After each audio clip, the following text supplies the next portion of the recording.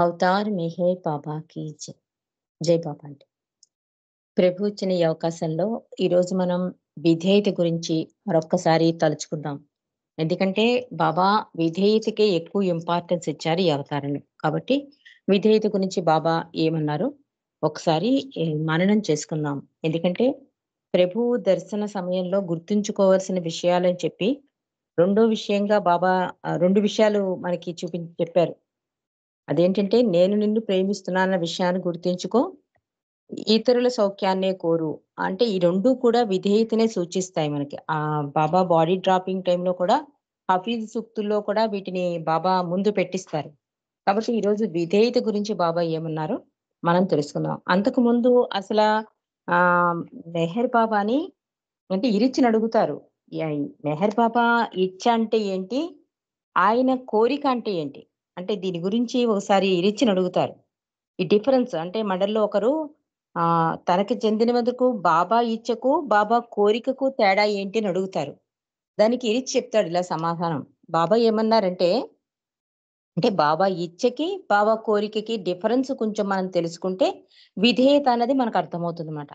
ఇక్కడ ఇరిచి ఏమని చెప్తున్నారంటే, బాబా ఏమన్నారంటే, నేను మీరు ఈ పని చెయ్యాలి అనుకుంటున్నాను అని మండలి వారితో బాబా అంటే మీకు సాధ్యమైతే ఆ పని చెయ్యమని నా అభిప్రాయం. అది నా పరంగా ఒక అభ్యర్థన కింద జమకొస్తుంది అంటున్నారు. ఇక్కడ మనం జాగ్రత్తగా గమనించాలి. ఏదైనా ఒక పని ఇచ్చారనుకోండి బాబా మండలికి. అదేంటి మీకు సాధ్యమైతే ఆ పని చెయ్యండి అని అభిప్రాయం. బాబా అభిప్రాయం. ఆ పరంగా అది ఒక అభ్యర్థన కింద లెక్క. అదే మీరీ పని చెయ్యాలని నా కోరిక అని నేనంటే, దాని భావం మీరు చెయ్యగలిగినా, చెయ్యలేకపోయినా నా మాట మీరు విని తీరాలి. అది ఒక ఆజ్ఞ. నా కోరికను ఉల్లంఘించడం మీరు నాకు అవిధేయత చూపించినట్లే అంటున్నారు బాబా. ఈ పని చెయ్యండి అంటే అది అభ్యర్థన కింద తీసుకోండి. అదే కనుక నా కోరిక అంటే మై విష్ ఇచ్చారు బాబా అంటే అది ఆర్డర్ అండి. ప్రేమికులన్నవాడు ఇది పాటించి తీరాలి అన్నారు. అందుకే మై విష్‌లో బాబా. ఇక్కడ బాబా కూడా చాలా క్లారిటీగా చెప్తున్నారు. మీరు ఈ పని చెయ్యాలి. ఇది నా కోరిక అన్నాను అంటే, అది మీరు ఖచ్చితంగా పాటించి తీరాలి. అది నా ఆజ్ఞ. ఆ కోరికని కనుక మీరు ఉల్లంఘించితే కనుక, నాకు మీరు అవిధేయత చూపించినట్లే అంటున్నారు. మీరు ఈ పని చెయ్యాలని నా ఇచ్చ అని నేనంటే దాని భావం మీరు దానిని తప్పనిసరిగా యాంత్రికంగానైనా చేసి తీరాలి. నేను మీకు ఆ పని చేయడానికి సాయపడతాను. కాబట్టి మీరు ఆ పని చెయ్యగలరు.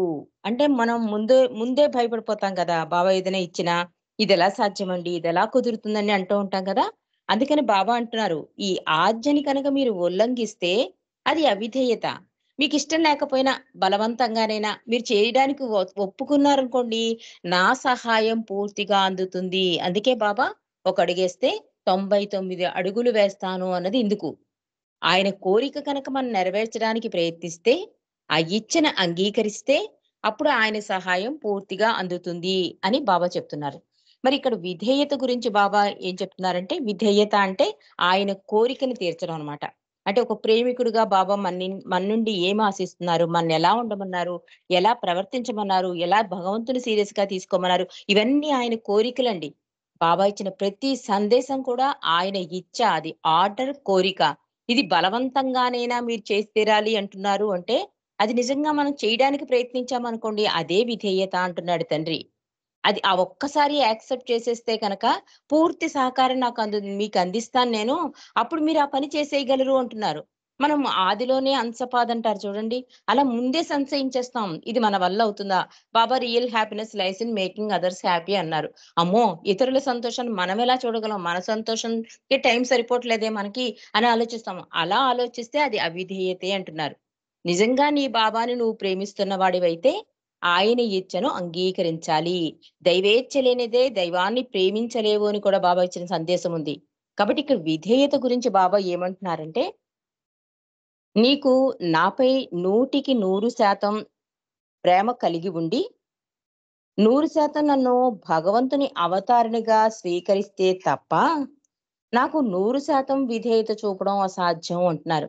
అంటే పూర్తిగా అందుకే బాబా 7 రియాలిటీస్ ఇచ్చారండి. యథార్థ ప్రేమ, యథార్థ శరణాగతి అన్నీ యథార్థమే. అంటే ఇంక మరొకటి ఉండదనమాట అక్కడ. అలాగా భగవంతుని మీద ప్రేమ మనకి 100కి 100% ఉంటేనే నువ్వు విధేయత చూపించగలవు. రాతే అది అసాధ్యం అంటున్నారు బాబా. అంటూ బాబా ఇంకా ఇలా కొనసాగిస్తున్నారు. నా అనంతమైన పనుల కోసం అనంతమైన మార్గాలను వాడుతూ ఉంటాను. నా పని యొక్క విధానాలను అర్థం చేసుకోగలిగే శక్తి సామర్థ్యాలు ఎవ్వరికీ లేవు. వాటిని అర్థం చేసుకోవలసిన అవసరం కూడా ఎవరికీ లేదు. ఉదాహరణకి ఇది బాబా చెప్పిన సందేశం. బాబా చెప్పిన ఎగ్జాంపుల్. ఒక వ్యక్తిని తీయని మామిడి పండు తిను అని నేను మామిడి తోటకి పంపించాననుకోండి. అంటే మానవుడు ఎలా ఉంటాడో చెప్తున్నారు బాబా. అంటే బాబా ఏదైనా చెప్పారనుకోండి, మనం ముందే అసాధ్యం అనేస్తాం. దాని వల్ల ఏం ఒరుగుతుంది, ఏం లబ్ధి పొందుతామని మనకు అవగతం కాదు. కానీ ముందే డిసైడ్ చేసేస్తాం. నా వల్ల కాదు, నాకు జరుగుతుందా? ఇలా భగవంతుడు అన్నాడు కానీ ఇలా జరుగుతుందా? ఇట్లా ఆలోచిస్తూ ఉంటాం. అందుకని బాబా ఏమంటున్నారంటే, నా యొక్క విధానాలు నీకర్థం కాదు. అనంతమైన మార్గాలున్నాయి. అనంతమైన పనుల కోసం అనంతమైన మార్గాలు వాడుతూ ఉంటాను. అందుకే బాబా భగవంతుని చేరే 12 మార్గాలు, 7 రియాలిటీసు ఇట్లా భగవంతుని దరి చేరే మార్గాలు చాలా చెప్పారు బాబా. నా పని యొక్క విధానాలను అర్థం చేసుకోగలిగే శక్తి సామర్థ్యాలు ఎవరికీ లేవు. అర్థం చేసుకోవాల్సిన అవసరం కూడా లేదు. అంటే ఆ బావ అందుకే అంటారు నేను చేసింది చేయడం కాదు, నేను చెప్పింది చెయ్యండి అని.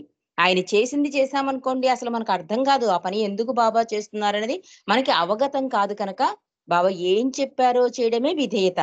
ఇక్కడ బాబా కూడా ఏం చెప్తున్నారు, ఒక వ్యక్తిని తియ్యని మామిడి పండు తినమని మామిడి తోటకు పంపించాననుకోండి. ఆ వ్యక్తి ఆ విషయాన్ని పక్కకు పెట్టేసి, ఆ తోట విస్తీర్ణత ఎంతుంది? అంటే దాని విస్తీర్ణం ఎంతుంది? ఎన్ని చెట్లున్నాయి?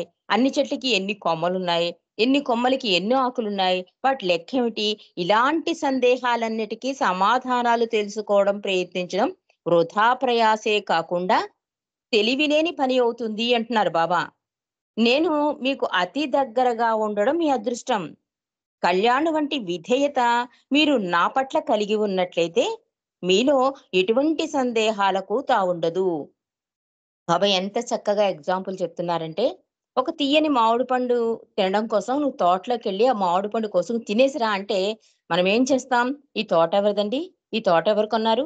ఇది ఎంత విస్తీర్ణత? దీని కాయలెన్ని? దీని చెట్లెన్ని? ఇలాంటి ప్రశ్నలతో మమైకమైపోయి, అసలైన ఆ తీపి రుచిని, ఆ మామిడి పండుని పొందకుండానే బయటకొచ్చేస్తాం. ఇలా సందేహాలతో సమాధానాలు తెలుసుకోవడానికి ప్రయత్నిస్తూ సమయాన్ని వృధా చేసుకుంటారు మీరు అంటున్నారు. అంటూ ఎప్పుడూ కూడా రామదాసు, కళ్యాణి ఎగ్జాంపుల్ చెప్తారు కదా!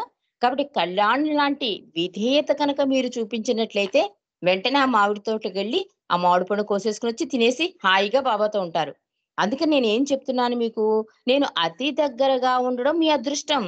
కాబట్టి మీరు కళ్యాణి వంటి విధేయత మీరు నా పట్ల కలిగి ఉన్నట్లయితే మీలో ఎటువంటి సందేహాలు ఉండవు. అంటే ఇంక మామిడి తోటలోకెళ్ళి పండు కోసేసుకొని వెంటనే తినేస్తాం. ఇంకే సందేహాలు చేయం. అంటే బాబాయ్ ఏదైనా ఒక ఆర్డర్ ఇచ్చినా, బాబాయ్ ఏదైనా చెయ్యమన్నా, బాబా కోరిక ఇదన్నా వెంటనే ఇంకేమీ ఆలోచించమాట.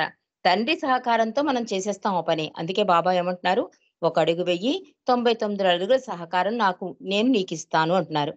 ఇది ఇలా బాబా చెప్తుంటే దర్బారులో ఒక పాశ్చాత్య మండలి సభ్యురాలైన డేలియా అందట, బాబా అంటే దీనర్థం మేమసలు ఆలోచించకుండా ఉండడమా?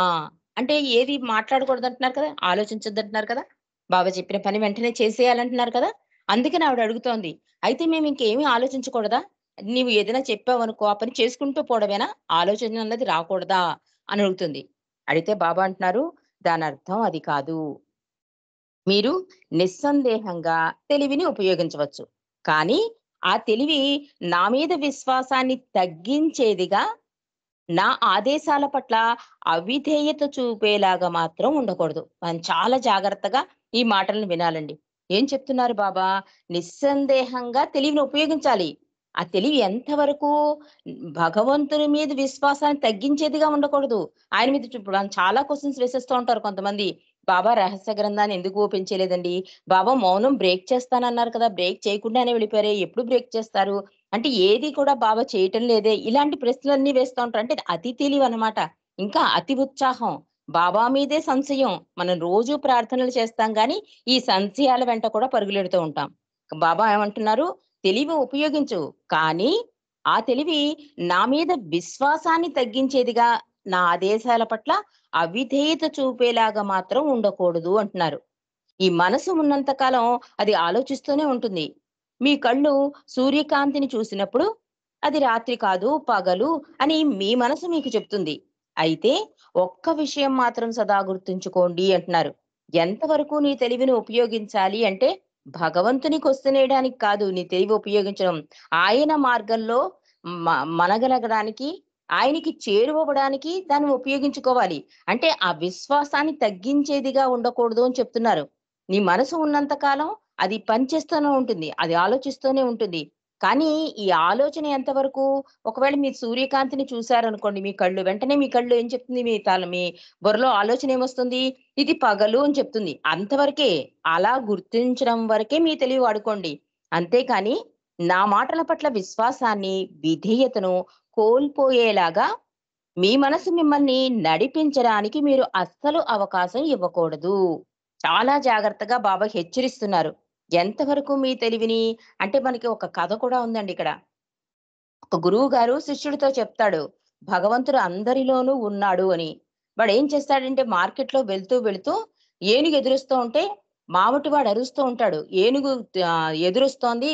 అందరూ పక్కకు తప్పుకోండి అంటే ఈ శిష్యుడు అనుకుంటాడు గురువుగారు అందరిలోనూ భగవంతుడు ఉన్నాడు కదా! ఈ ఏనుగులో కూడా భగవంతుడు ఉంటాడు అని చెప్పి ఏనుగుకి ఎదురెళ్తాడు. అదేం చేస్తుంది తొండంతో విసిరి అవతలకి విసిరేస్తుంది. వాడు దెబ్బలు తగిలి ఏడుస్తూ గురువుగారి దగ్గరికి కంప్లెయింట్ ఇస్తాడు. స్వామి మీరిలాగన్నారు. అందరిలోనూ భగవంతుడు ఉన్నాడన్నారు కదా! మరి నేను ఏనుగులో భగవంతుడిని చూస్తే ఎందుకు నన్ను విసిరేశాడు అంటే, గురువుగారంటారు, "అందరిలో భగవంతుడున్నాడని నమ్మిన నువ్వు, మావటి వాడిలో ఉన్న భగవంతుడిని ఎందుకు గుర్తించలేదు?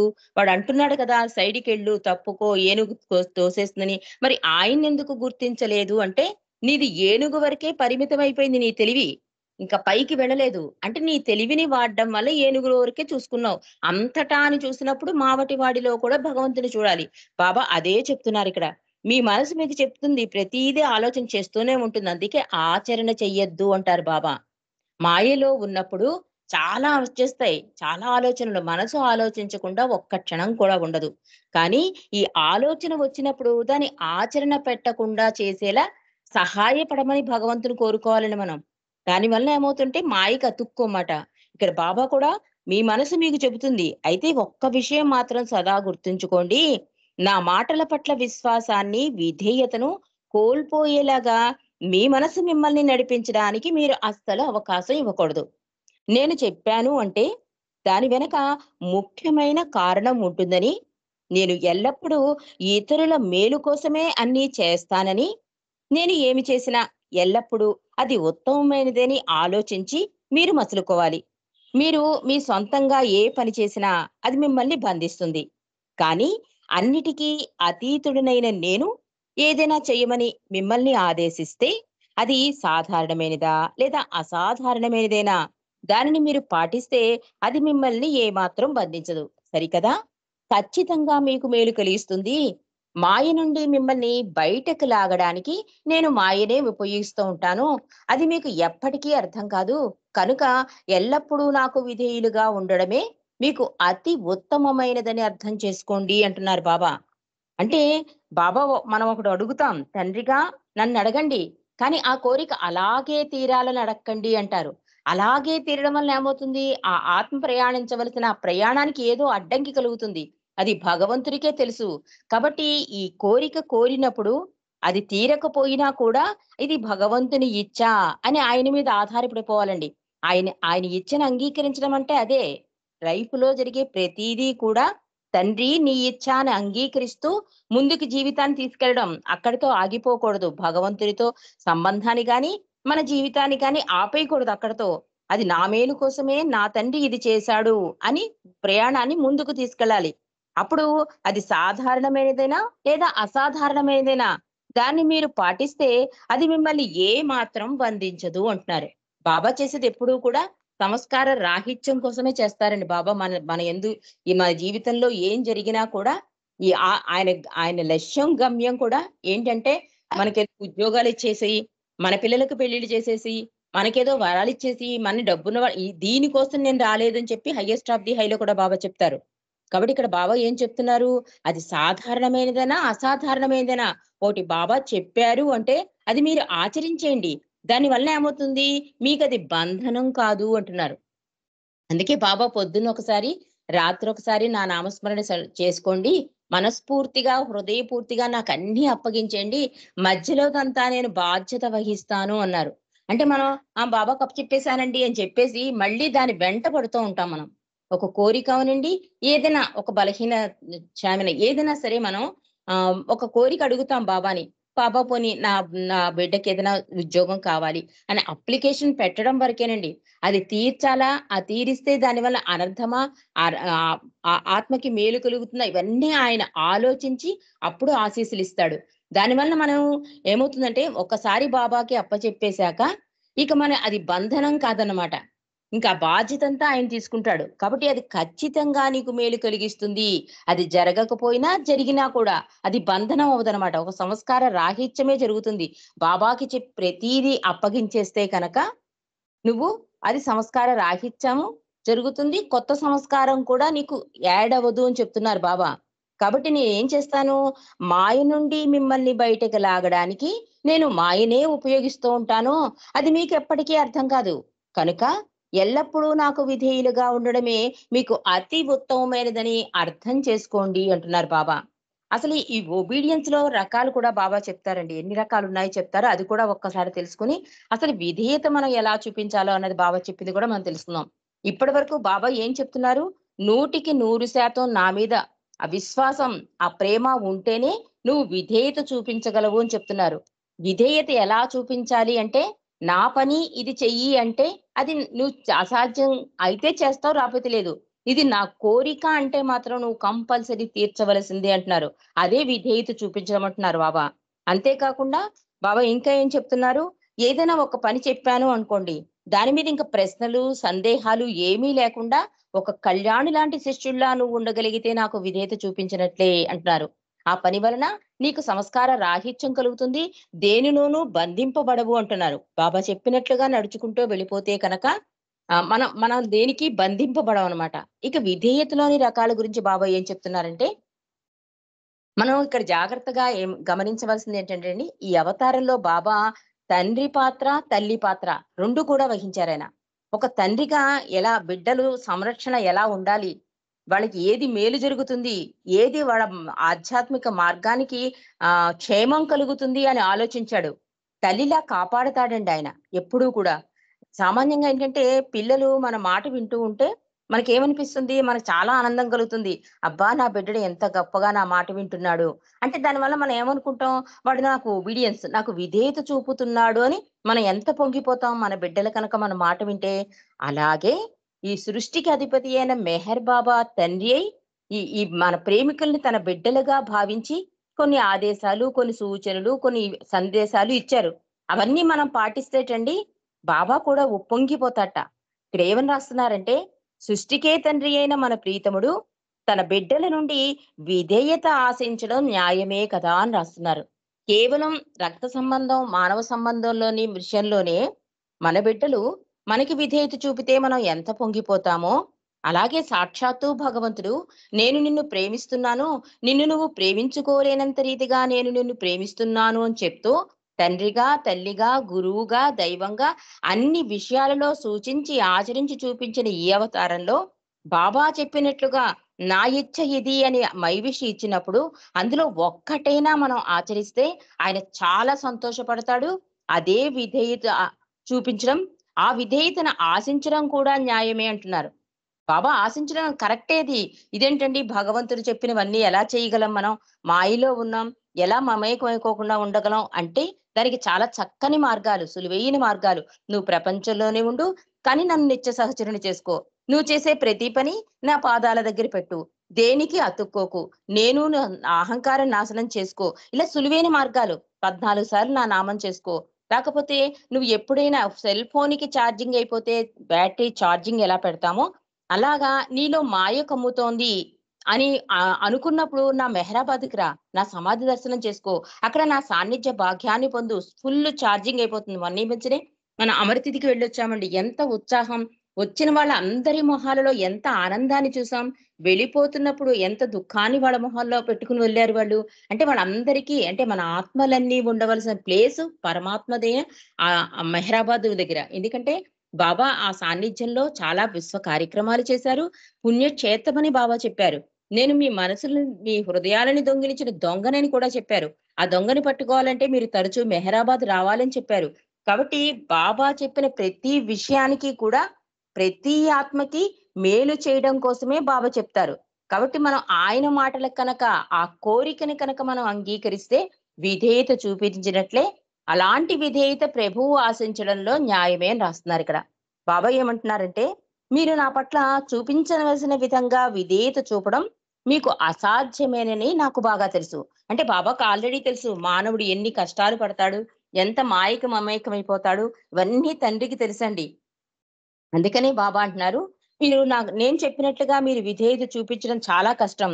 అందుచేతనే విధేయత యొక్క ప్రాధాన్యతను మీకు తెలియజేస్తూ పదే పదే చెబుతూ ఉంటాను. మీరు నిండు హృదయంతో విధేయతను చూపించేలా నేను మీకు సహాయపడుతూ ఉంటాను.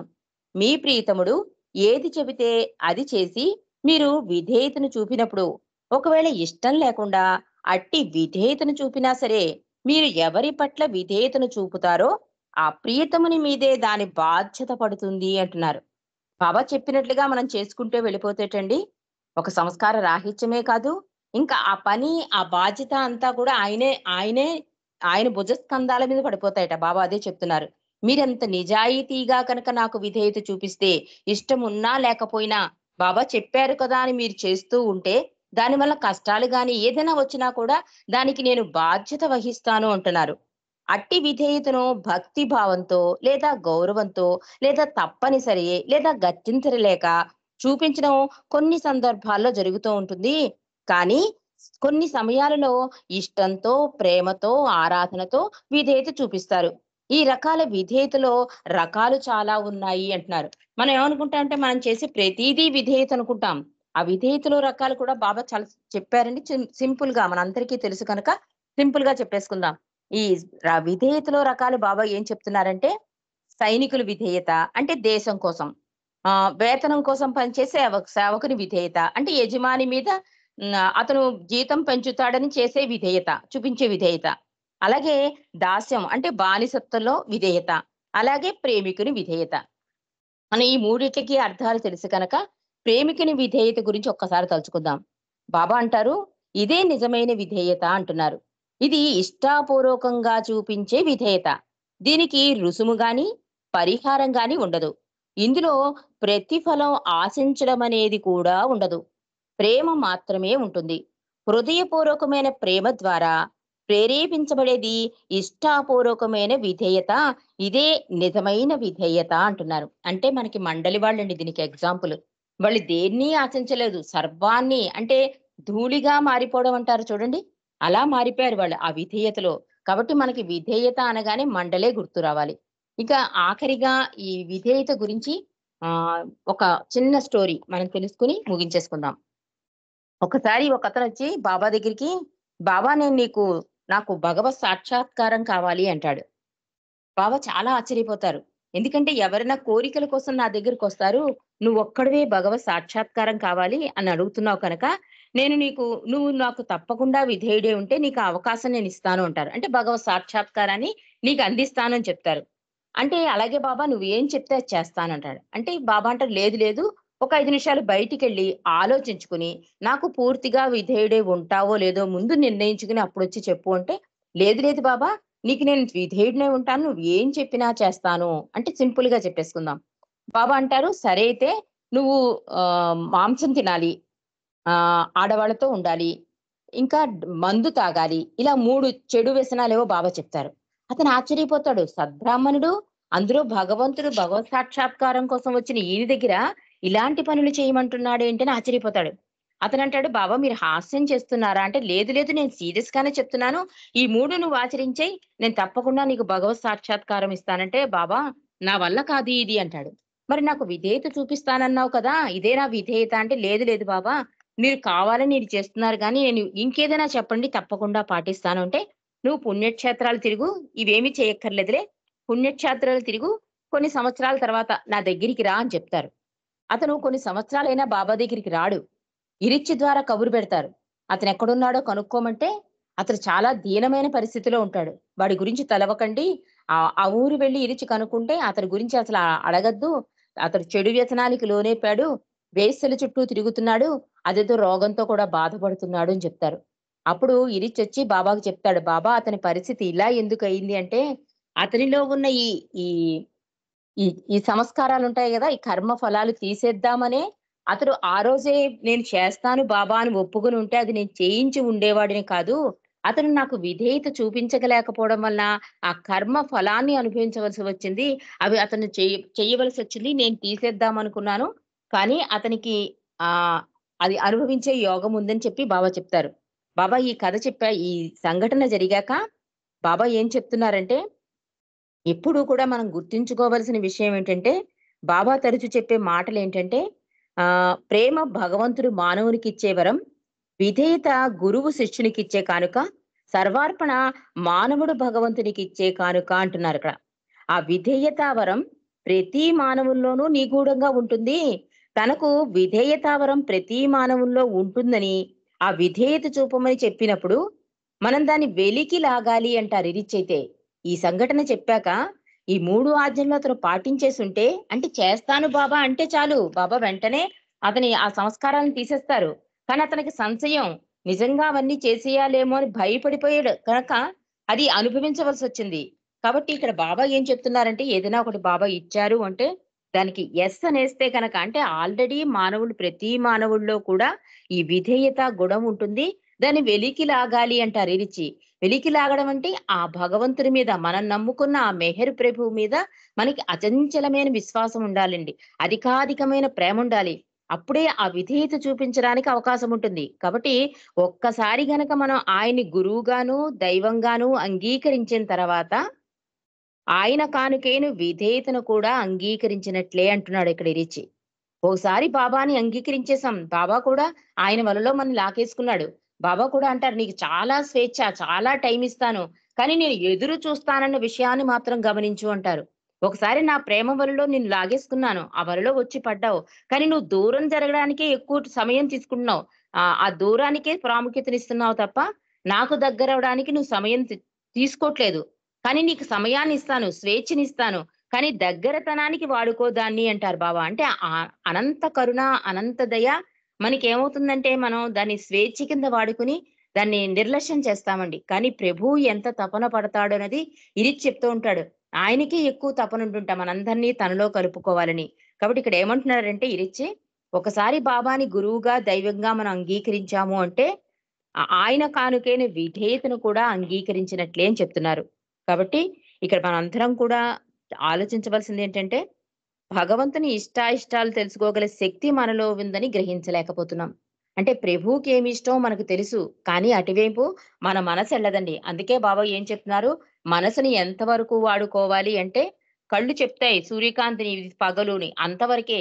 కానీ బాబా చెప్పిన ప్రతి దాని మీద క్వెషన్స్, సందేహాలు వేస్తే కనుక అది అక్కడితో ఆగిపోతుంది. సందేహాలతోనే సమయమంతా వృధా అయిపోతుంది. కాబట్టి బాబా చూపిన మార్గంలో జీవిస్తూ ఆయన ఎడల ఈ విధేయతా గుణం మనం అధికాధికంగా పెంచుకుంటూ, ఆయన్ని సంతోషపెట్టవలసిన ఆ బాధ్యత మనదేనండి. ఎందుకంటే ఆయన మన కోసం అంత తపన చెందుతున్నాడు. అంతగా ప్రేమిస్తున్నాడు. అంతగా ఎదురు చూస్తున్నాడు కనుక, ఈ విధేయత గుణాన్ని మరింత పెంచుకుని, ప్రభు కోరిక అన్నారు కనుక, ఆయన కోరికను తీర్చడానికే మనం ఇష్టం ఉన్నా, ఇష్టం లేకపోయినా నువ్వు తీర్చు నేను సహకారం అందిస్తాను అన్నారు కనుక అటువైపు అడుగులు వేయడానికి మనం ప్రయత్నం అన్నది చేద్దామండి. అవతార్ మెహర్ బాబాకి జై. జై బాబా అండి. యెస్.